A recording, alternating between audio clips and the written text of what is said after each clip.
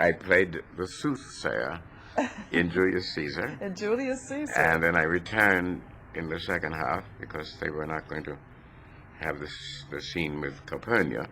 I returned in the second half as Pindorus. I'm dying to. No, I shan't.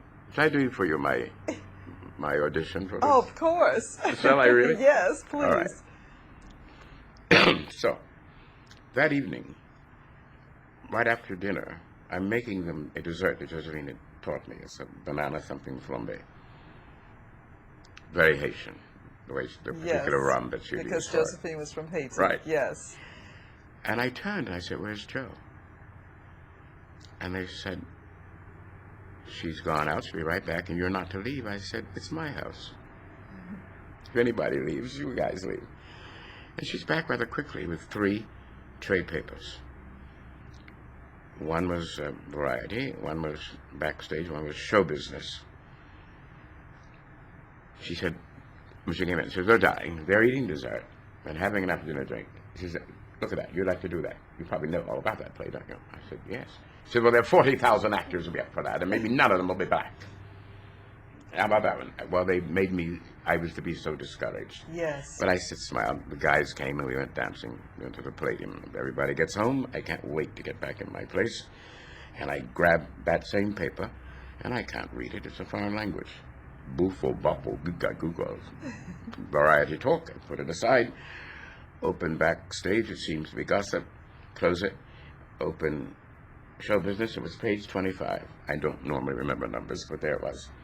And it said tomorrow. It didn't say tomorrow, but it was the next day was Saturday. Will be the last day for actors to audition for the inaugural season of the New York Shakespeare Festival in Central Park. They're to go downtown to a sweet little church on Henry Street, I think.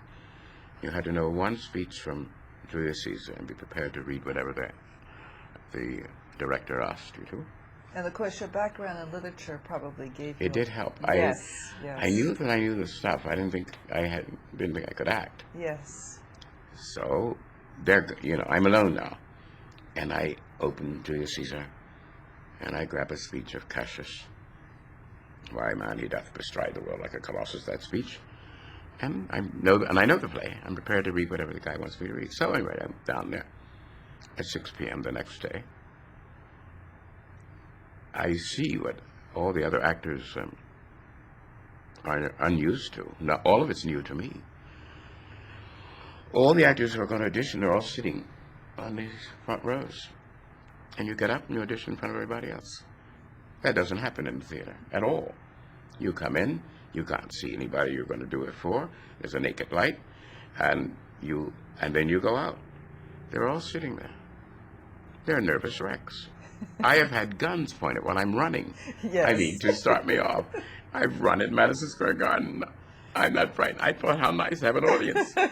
And you were in combat in Italy. Yes. So Yes. my turn comes, and the fellow, I do Cassius. And the director said, "That's very good. I don't know if we can have a colored Cassius. Can we have a colored Cassius?" I don't know at whom he's looking because I don't know anybody in the room. "Can we have a colored Cassius?" "I don't think so." "Ah, but Jack, you're doing Cassius anyhow, aren't you?" And Jack was there with his best friend, who was also going to be part of it, who was Colleen Dewhurst. Yes. And Jack's wife, Alice. They're all there. They're there. They want to be there for the beginning of this thing because they're already going to be in it. And he said, you understand, of course, but I don't know what Petrarch would say. I don't think we can have a colored Cassius, but no. And then finally he realized, and Jack was being Cassius, but let's see, you're really very good, Mr. Browne. Browne, he said, not Brownie. I said, no, Browne. And he said, well, you could play the soothsayer. I said, well, he is an exotic, isn't he? Now, mind you, I'm older than these kids. I'm 35. Yes. And I think the way I'm thinking, and I speak. And I said, he said, no. I said, no, it's a lovely role. He said, you could come back as Pindorus. I said, oh, you're not going to have the scene with Calpurnia? And I don't know who that actor was. I'm thinking it was Dan Downing, but I'm not sure. But he said, I can't say it on tape. Anyway, he said Yes. he's read the whole play. Yes. One of the actors' You mothers knew the names. You said knew he's read the play. whole play. Yes. I thought everybody. I didn't know that actors read only their sides. They don't read straight through. Yes. So at any rate, he tells me they can to sit aside and prepare something for Pinderus. Yes. And I was a little annoyed. Nobody had to prepare anything. They got up and did it. They prepared at home. Yes. So finally he asked me if I was ready, and I said yes. And he said, "You understand that Pinderus?" I said, "Yes, I know. He's an indentured. He's captured in another war by Brutus." Well, that's really smart ass. I shouldn't say all that. By Cassius. Now, the guy I want to play, I'm going to be his indentured. So Yes. Yes. I'm thinking all of that, forgetting Roscoe in this play. That's who he is, and that guy there is going to be Cassius anyhow. It's already done. It's nothing to do So with it it. was a more. So I said, yes. He said, well, you understand, could you go move over there, Mr. Browne, over there, because you know where you are. I said, yes, we're on the field at Philippi. And because now it's Pinderus. He said, yes, so you're slightly out of breath.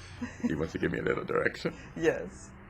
He said, you do understand, we could have a colored Pinderus, and we could have this colored soothsayer. And he said, colored just one time too many. And he said, are you ready? And I said, yes. The lines are, fly further off, my lord, fly further off. Mark Antony's in your camp. Fly further off. He said colored too many times, so I started from there, running across the room, shouting, fly further off, my lord, fly further off. Mark Antony's in your camp. Oh, fly further off. Well, the place erupts. I see this woman stand up, opening her arms to me in hysterics, because I said, is that what you mean? By a colored Pinderus? Is that what you mean? He said, oh, no, sir, I really meant that. I said, oh, I see. And she just steps out and just holds me. And that's Colleen Dewhurst. She's in hysterics. Oh, she good. can't stop laughing. She said, and they all knew I'll never get a job Yes. in theater. Yes. That you do this to that director. So one guy stands up while the director goes off having a colloquy with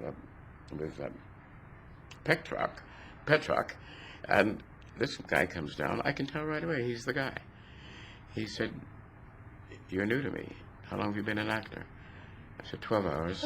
Yes. But I have no intention of bearing any torches. And he says, no, you'll have words. You're good. Uh-huh. And He that was said- the beginning. That was Joe Papp.